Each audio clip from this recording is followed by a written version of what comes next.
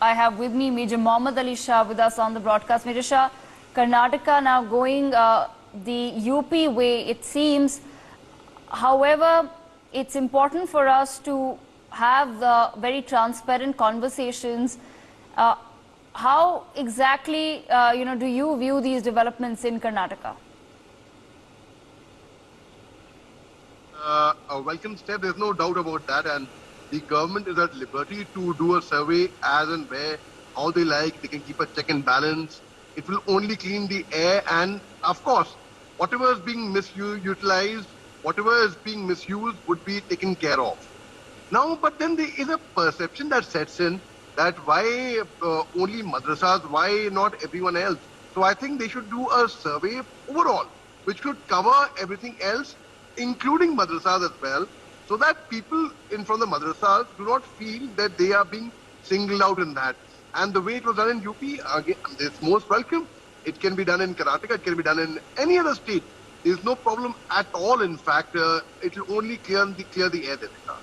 Yes, and how do we ensure that this is not misconstrued in any way, this particular move? Because at the end of the day, it's necessary for us to ensure that all our children, whether they're going to a religious institution or not, are getting some form of a standardized education. Very well brought about by you, yes, and it is our responsibility to ensure that it is not misconstrued. Firstly, we should actually make people aware that, listen, please do not feel that you are being singled out, or you are, let it not, the government has a right, and they are doing it, and they are doing it in good interest of the community, of the madrasas, of them, of everyone else. So first, have faith. Secondly, it's the government's part also to ensure, to communicate to everyone, not to worry about anything. We're not against any community or against madrasas in particular, but we are against to ensure that there's nothing, no funds are being misused. Okay, now people will say that madrasas, some of them do not get funds from the government, they are privately run, they are getting private funding. Okay, fine, agreed, yes. But at the same time, it is also an individual's responsibility and the government responsibility to make sure that the channels of communication are open, and one should not feel singled out that, okay, we are being, only the survey is being conducted upon us. So the government should conduct a survey overall, a wide survey, in which even a small segment like madrasas can be covered. So I do not think that there would be any misunderstanding or anyone would misconstrue it to the fact that only they are being surveyed upon or being monitored upon. All right, Major Shah, what the students are learning in the institutes is in line with the Right to Education Act, which focuses on bringing about some form of standardization for all children in the country. And secondly, and perhaps more importantly, the funding of some of these institutions, where exactly is the money coming in from? And whether some people like it or not, this is an important step, because why should the government not know about where money is coming in from?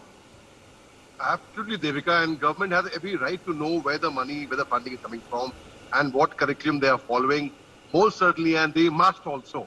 And because a lot of people have misconception, misnomers about madrasas.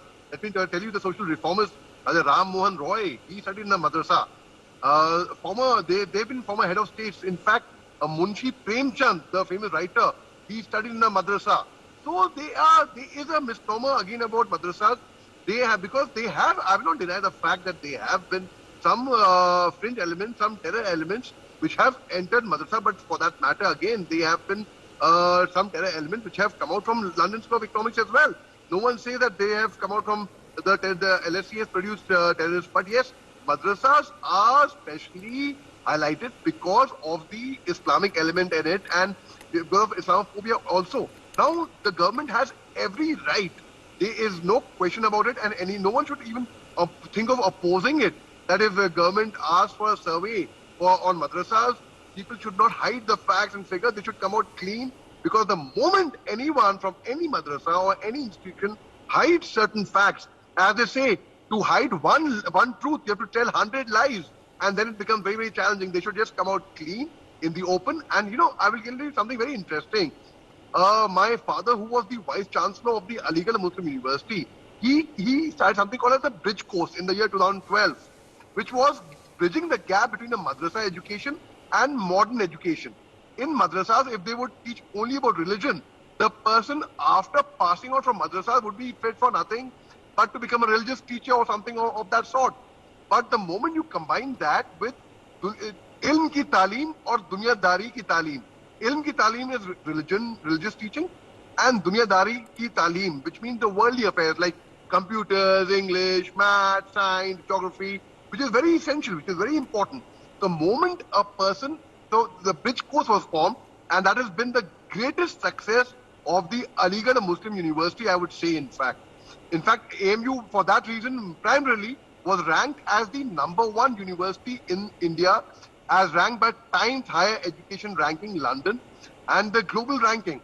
So, the government has every right to know about what happens in the madrasa. The curiosity element, of course, is there. And if there's nothing wrong, there's nothing to hide, so then they should just come out clean. So my appeal to people with madrasas is when a survey like this is conducted on your institution, please come out clean and please welcome it instead of opposing it, because the moment you oppose it, it will give rise to all kinds of suspicion which you may not be indulging. No, but that's what, Major Shah. I appreciate your point of view, but why should one oppose it when there is nothing to hide?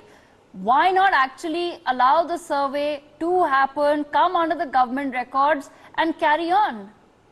You are 100% right there, Devika, absolutely. But I know a few minority elements who are not very happy with the survey, because even if they feel that they are being singled out, fine, it's a golden chance for them to clear the air, to come out clean with it, to show that your accounts are all clear, the funding you get is from here. And even if they get private funding, the government is asking them, because then ultimately they will bear the brunt of it if they do not come out. And you are bang on right. Why should anyone oppose it? It is a welcome step, which should be welcomed, which should be encouraged, and why not?